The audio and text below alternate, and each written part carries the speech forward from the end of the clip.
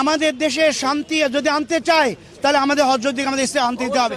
উনি মনে করছে আনলে বিশৃঙ্খল হবে, না আনলে যে কি পরিমাণ বিশৃঙ্খল হবে, কি পরিমাণ জানমালের ক্ষতি হবে উনি চিন্তা করতে পারতেছেন। এই জন্য ওনাকে আনিও আমাদের হযরতকে আনতে হবে। কিছু কুচক্রী মহল ওনাকে আমির হিসেবে মানতে চায় না। যারা আমির হিসেবে মানতে চায় না অসুবিধা নাই, যারা আমির মানে এদের ইজতেমা হলো টঙ্গীর ইজতেমা। আমাদের ইজতেমার জন্য সারা বিশ্বের মধ্যে মৌলানা সাদ সাহেব সারা বিশ্বের আমির, শুধু বাংলাদেশের আমির না, উনি সারা বিশ্বের আমির। সারা বিশ্বে উনি দাওয়াতে তবলিগের মেহনতকে ইজতেমা করতেছে। কয়েকদিন আগেই সাউথ আফ্রিকা ইজতেমা করলো, কয়েকদিন আগে সে হাফসাত ইজতেমা করলো, কিছুদিন আগে সে ইউরোপে ইজতেমা করলো, মালয়েশিয়া ইজতেমা করলো, সমস্ত পৃথিবী ইজতেমা করতেছে। কিন্তু আমাদের দেশে ইজতেমা করার জন্য ওনার আশা বাধা। কিছু কুচক্রী মহল ওনার কথাগুলো নিতে পারে না, এই জন্য ওনার আইদিক সেদিক করে ওনার কথাগুলো বিকৃত করে ছড়াইতেছে। আসলে উনি কোনো ভুল কথা বলে নাই, উনি হক কথা বলছেন। এই জন্য আমরা চাইতেছি আমাদের বিশ্ব আমির মৌলানা সাদ সাহেব দামাত বরকাতুহুম আমাদের 5 দিনের জুড়ে আসবে।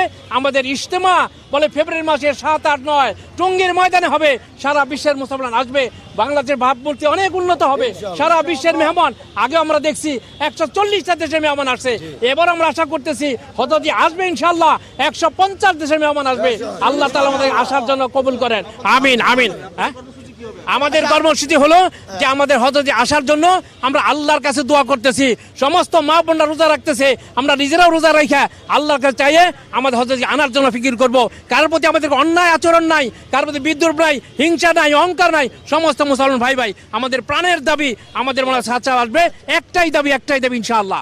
ওনারা বলতেছে আমাদের হযরত শরীয়তের খেলাফ কথা বলে, উনি যদি বাংলাদেশে লক্ষ লক্ষ মানুষের সামনে কথা বলে আলো বেশি প্রমাণিত করতে পারবে যে উনি না কথা বলে, শরীয়তের খেলাফ কথা বলে। উনাদের সব ষড়যন্ত্র বানচাল হবে বলে উনাকে আসতে দিচ্ছে না। যদি আসে তো প্রকাশ পাবে যে উনি কোনো নাহক কথা বলে না, শরীয়তের খেলাফ বলে না। আমরা খুশি উপদেষ্টা পিএস সাহেব আসছিলেন, উনি যে আমাদের চিঠি গ্রহণ করছেন, উনি আশ্বাস দিয়েছেন, আমরা নিজেরা খুশি। আমরা চাইতেছি যে ওনারা আমাদেরকে আশ্বস্ত করুক, আল্লাহ ওনাদেরকে দীর্ঘায়ু করুক।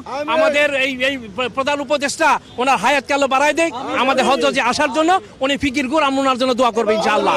উনি শান্তিতে নোবেল বিজয়ী। আমাদের দেশে শান্তি যদি আনতে চায় তাহলে আমাদের হযরতকে আমাদের ইসলাম আনতে দিতে হবে। উনি মনে করছে আনলে বিশৃঙ্খল হবে, না আনলে যে কি পরিমাণ বিশৃঙ্খল হবে, কি পরিমাণ জানমালের ক্ষতি হবে উনি চিন্তা করতে পারতেছেন। এই জন্য ওনাকে আনিও আমাদের হযরতকে আনতে হবে।